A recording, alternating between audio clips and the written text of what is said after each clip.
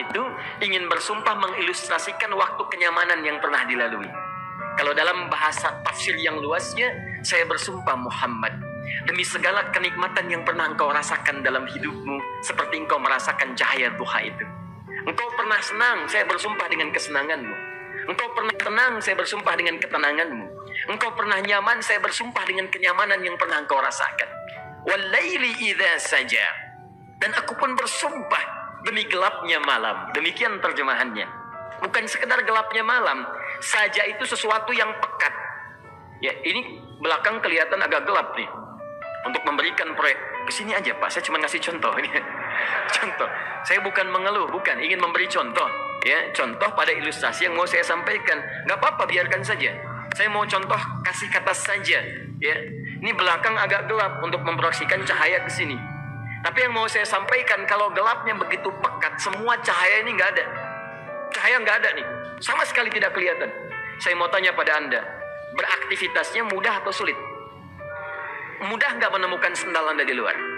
Belum tentu. Menemukan jalan keluar pun belum tentu mudah. Anda mesti meraba-raba jalan.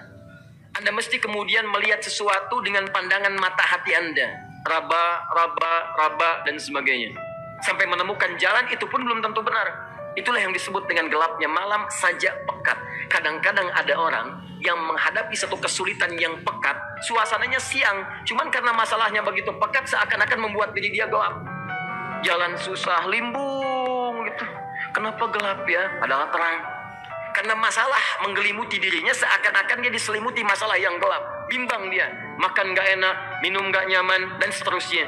Ya, biasanya makan ayam tenang, ini dikasih yang lebih enak juga rasanya pahit. Gak enak zamannya.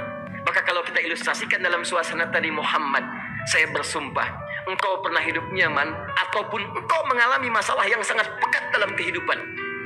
Engkau alami sesuatu yang dahsyat, sampai engkau bingung, bimbang, pekat. Mereka menuduhmu dengan macam-macam. Ma wadda'aka rabbuka wa ma qala. Saya pastikan kepadamu, dalam keadaan nyamanmu seperti dulu, ataupun engkau bimbang seperti sekarang, Tuhanmu tidak akan pernah meninggalkanmu ataupun menuduhmu gila. Orang-orang yang dekat dengan Allah subhanahu wa ta'ala, maka Allah akan menjaganya, baik dalam keadaan yang tenang dan nyaman, ataupun dalam kesulitan yang luar biasa. Walal akhiratu khairul laka minal ula. Nanti saya akan tunjukkan kepadamu, jika kamu telah tabah dan sabar menerima cacian mereka, menerima tuduhan mereka, nggak apa-apa, ini kan muqaddimah. Masa kamu masih panjang? Kamu masih panjang dalam berdakwah, kehidupan kamu masih panjang membawa tugas dan misi. Kalau kamu belum bersabar pada yang sekarang, bagaimana dengan yang di masa depan? Tapi saya pastikan kepadamu, jangankan yang seperti ini, masalah pekat yang paling hebat pun kamu akan hadapi, yang membuat kamu sedemikian sulit lebih daripada ini, yakinkan pada jiwamu, aku tidak akan pernah meninggalkanmu. Ini prinsip dalam kehidupan kita. Jika Anda menggantungkan hidup kepada Allah, Anda bersandar dengan baik kepada Allah, maka ayat ini akan mengatakan, teman-teman sekalian, Allah tidak akan pernah meninggalkan Anda dalam setiap kehidupan Anda. Nanti, sekarang perjuangan, kata Allah, walal akhiratu khairul laka minal ula. Nanti saat kamu tiba di akhirat, saya akan tunjukkan kepadamu ada yang lebih hebat yang tidak pernah engkau rasakan sebelumnya saat di bumi. Tidak akan ada lagi kesulitan yang kamu hadapi. Tidak akan ada lagi cacian yang kamu kemudian hadapi. Tidak ada lagi kemudian tuduhan yang kemudian kamu rasakan. Aku akan berikan apapun yang kamu inginkan sampai kamu puas. Wala sawfa yu'tika rabbuka fatardah. Nanti kamu pengen apapun, aku berikan. Kalau saufa masih ada jeda, ya. Kalau bahasanya wa yu'tika mungkin seketika. Tapi ketika mengatakan saufa, artinya bukan saat ini Muhammad. Sekarang pun aku berikan, tapi nanti yang di akhirat aku berikan sampai kamu merasa puas. Ayo minta apa saja. Hadir, hadir, hadir, hadir. Tapi yang paling indah, kalau kamu tidak percaya, alam yajidka yatiman fa'awa. Cobalah ingat, kalau sekarang sedang susah, coba ingat dulu. Bukankah saat kamu yatim, aku yang merawat sampai kamu tidak merasakan kegelisahan itu? Lahir bapak tidak ada, aku cukupkan dengan kakek. Kakek meninggal, aku hadirkan ibu dan paman hadir di sekitaranmu. Ibu meninggal, ada kakek. Kakek meninggal, ada paman. Dan Khadijah hadir di sekitaranmu. Bukankah aku rawat pada saat itu? Wajadaka dhannan fahada. Kamu sedang bingung, sedang susah, bukankah sering aku berikan petunjuk kepadamu? Wajadaka ailan fa'aghna. Kamu merasakan kesulitan, lahir dalam keadaan yatim, tidak ada pendukung, maka aku jadikan kaya. Bukankah saat kamu menikah dengan Khadijah, aku tambahkan lagi pendukung untuk misi dakwahmu?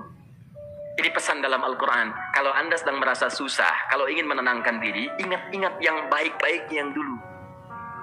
Kalau Anda sedang jatuh dalam bisnis, ingat-ingat saat Anda meningkat dalam bisnis Anda. Allah tidak pernah tinggalkan Anda. Mungkin ini ujian untuk membuat Anda lebih hebat lagi di masa depan.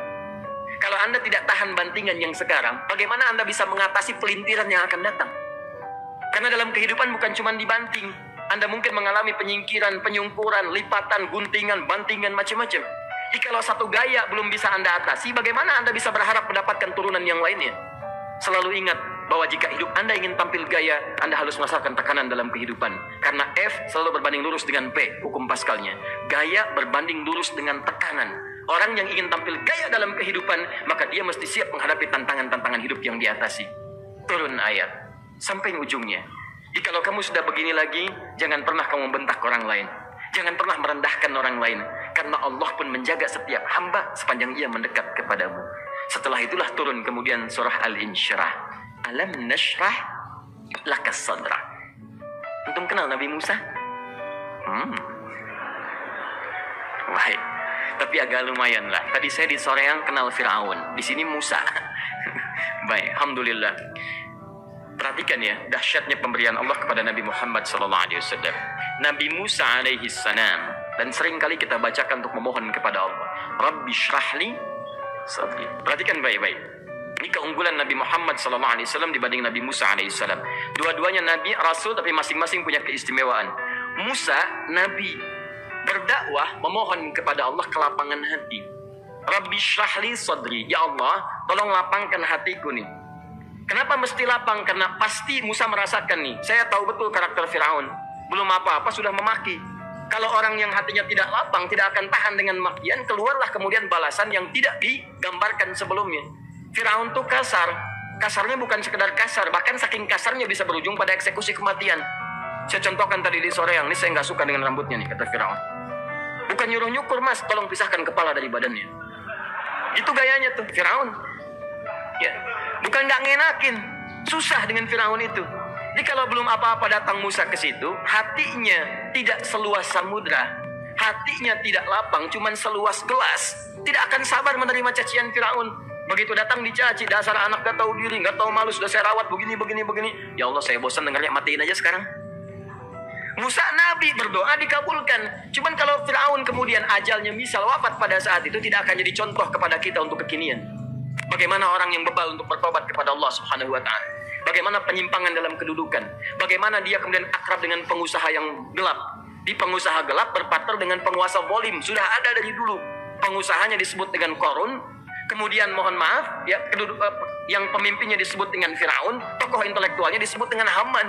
Makanya cerita ini komplit di Quran. Sudah ada. Di setiap persoalan dalam kehidupan masyarakat disebabkan tiga hal yang berkolaborasi. Kalau bukan penguasa zalim berpartner dengan pengusaha gelap, ditopang oleh intelektual yang sembrono. Itu persoalan. Jadi kalau ada sekarang intelektual menyalahgunakan kepintarannya, dia terlambat, sudah ada Haman dulu. Dan gak usah bersaing, dia bisa bikin piramida, Anda belum tentu bisa membuatnya. Kalah Anda, masih kalah hebat. Ya, jadi kalau dititipkan sesuatu jangan disimpangkan. Yang ingin saya sampaikan, Musa mengatakan Rabbi syrahli sadri. Nabi berangkat berdoa dikabulkan oleh Allah. Nabi Muhammad belum minta, turun ayat. Alam nashrah laka sadra. Yang ini minta Rabbi syrahli sadri. Nabi Muhammad alam nashrah laka sadra. Muhammad, mulai dari peristiwa sehingga engkau akan lebih sabar lagi menerima tantangan-tantangan dakwah. Mulai sejak itu jangankan dimaki, dilempar batu di Taif. Dari Mekah pergi ke Taif dengan Zaid kemudian. Sampai di Taif mendapatkan sesuatu yang tidak dibayangkan sebelumnya. Kalau cuma dihentikan saat mengajar, wajar. Ini dilempari batu. Anda bayangkan? Bisa kebayang nggak?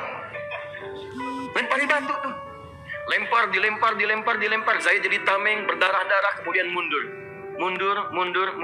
beristirahat di bawah tepian pohon. Begitu beristirahat, datang malaikat penjaga dua gunung. Turun malaikat dengan kesal mengatakan, Ya Rasulullah, mud yadaika ilas sama. Ya Rasulullah, angkat tanganmu ke langit, minta kepada Allah, aku angkat dua bukit di Taif, aku himpit keduanya. Aku himpit penduduk Taif dengan dua bukit itu. Apa jawab Nabi? Karena sudah mendapatkan kelapangan, ketenangan, belajar dari peristiwa-peristiwa tadi, indah jawabannya. Lah, katanya, tolong jangan lakukan. Innahum qaumun la ya'lamun. Mereka belum paham saja. Mereka belum mengerti. Tolong jangan lakukan. Aku bermohon kepada Allah. Boleh jadi nanti di masa depan akan ada hamba-hamba terbaik yang lahir dari bumi Taif ini. Kemudian beliau berkata, Rabbi, ila man takilluni? A'ila qaribin yu'limuni? Am ila ba'idin yu'dhini? Fa'ana radin ma lam taghdab ilayya. Ya Allah, kemana lagi engkau akan utus aku untuk berdakwah setelah peristiwa ini? Apakah tempatnya lebih dekat aku jangkau sekarang, tapi di situ aku akan disakiti lagi? Ataukah jaraknya masih jauh, tapi di tempat itu aku akan dizalimi lagi? Aku ridha ya Allah dengan itu semua, asalkan engkau tidak marah kepadaku. Asalkan engkau tidak marah kepadaku. La haula wa la quwata illa billahil aliyil azim. Begitu kelapangan itu muncul, ridha dengan ketetapan dan siap, tabah, kuat, hadir dalam jiwanya. Tiba-tiba turun undangan, tunaikan Isra dan Mi'raj. Diangkat statusnya, naik mendekat kepada Allah Subhanahu wa taala. Dihilangkan bebannya, wa wada'na anka wizrak alladhi anqadha dhahrak. Itu hikmah, teman-teman. Barangkali kalau antum saat ini datang ke masjid ini untuk kajian, sedang bawa beban, ada kesulitan, penuh dengan macam-macam, barangkali dibacakan surat Ad-Duha tadi untuk memberikan harapan kepada Anda. Ini bukan PHP, karena ini bukan masalah urusan manusia. Ini adalah janji yang tidak akan pernah diingkari. Bismillahirrahmanirrahim. Wadduha wal-laili idza saja ma wadda'aka rabbuka wa ma qala walal akhiratu khairun laka minal ula walasawfa yu'tika rabbuka fatarda alam yajidka yatiman fa'awa wa wajadaka